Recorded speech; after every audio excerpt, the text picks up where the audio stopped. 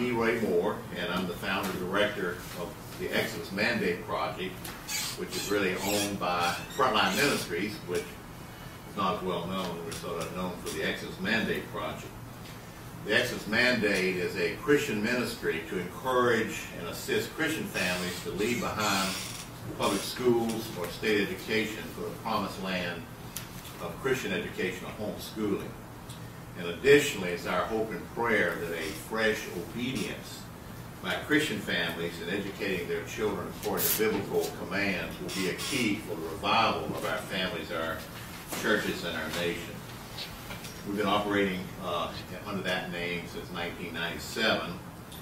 I'm a retired Army chaplain and have over 30 years of pastoral experience as either a congregational pastor, a Army chaplain, and director of a Christian ministry.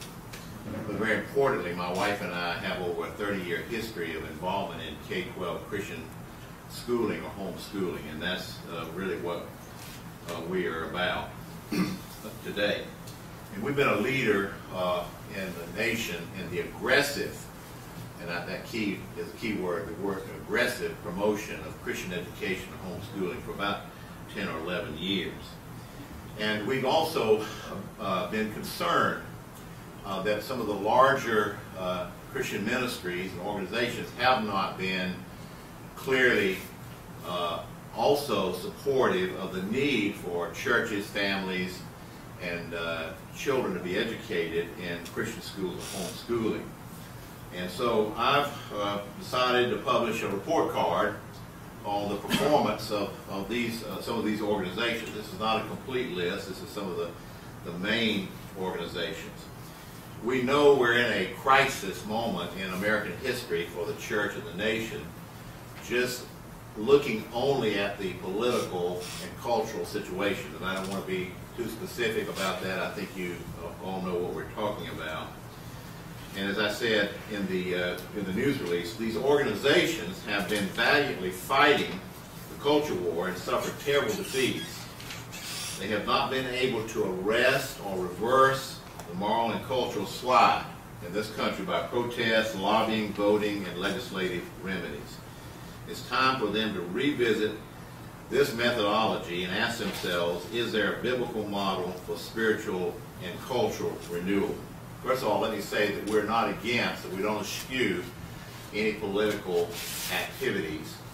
We think there's a place for that. We just think it has great limitations and an ability to reverse and change the moral course of this country. So we have the report card, and I think most of you have that in front of you, and let me have a few minutes to talk about the methodology and how we went about this. If you look at the grading on the front side, you'll see the grades, and then on the back side we have the list of the graders, who they are, and a little bit about them, and how we selected these ministries. Basically, these are the ministries that have family in their name, or education is one of their mission or objectives in some way, directly or indirectly, and these have been strongly engaged in the culture war. Also, some of these organizations are youth-oriented as well. And we looked at their influence and the impact on our agenda over the last really decade. We've been looking at this for about a decade. We had 6 raters, 2 of which were professional educators.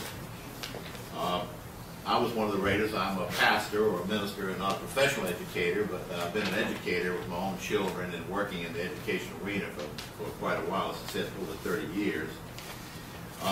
We had 2 additional unlisted raters who we can't name, but one was as a professional and one of the leading worldview men in the country. He sort of checked our work after we completed to be sure we had a check on the checkers, or a rater on the raters. And so we felt confident of what we had come up with. We evaluated articles, letters, books, some books, web pages, and generally, over a period of time. And some of us have actually been members or participated within these organizations ourselves. And I know many of the leaders of these organizations personally, being in some organizations with them. And I also say that it pains me to have to put this report card out because I do admire and respect many of these people greatly, and I would say some are actually friends or acquaintances. And we have not held back in the past in discussing our concerns with them. I'm in some organizations with some of these people. We've given them books, tracts, we've written them, we've talked to them one-on-one, and we've talked with a lot of their staff, their secondary staff, urging them that they had to pick up the Christian education mission in a more intentional way. And they really haven't listened, in my opinion, very well. The report card has 9 categories, rating categories, and these are ones that we feel we have drawn from Scripture. They are not explicitly scriptural statements, but they are implicit arguments that think what the Bible teaches in the area of Christian education. And so we basically, it's sort of our agenda, but it's not ours alone. There's a number of smaller, medium-sized Christian education and homeschool ministries that would share a lot of our ideas, and I am only speaking for our organization today, but we feel that there's a number of groups that would be supportive of what we're doing. We think that one of the main failure of the organizations, and really it's a kind of a failure of the church, is that many Christians have not yet come to believe that there is an explicit biblical theology of Christian education. And the Scripture teaches Christian education as sort of a norm for Christian behavior. So we think public schooling is not a norm or a Christian behavior for obedient Christians. These same ministries, to their credit, have supported Christian worldview very strongly. This is one of to their credit, and we feel that many of their members have outstripped them by taking a Christian worldview teaching to its logical conclusion and have gone into homeschooling or Christian schooling. We offer a plan to help reverse this failing culture, and we think one of the items will be a return to Christian education, homeschooling, Christian schooling.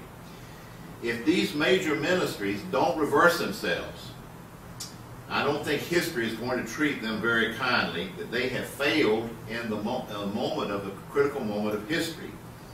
They would have failed when they not to take care of their children. What can you say about a church or an organization that will not care and protect its own children? I think that we offer, with the report card, and if they will listen, this is an opportunity for many of these organizations to redeem themselves and recover their spiritual and moral leadership in the country. Not to completely eschew political action, but I would urge maybe a year sabbatical might be a good idea, and let's all concentrate in all of our churches, organizations, and ministries on saving our children this year.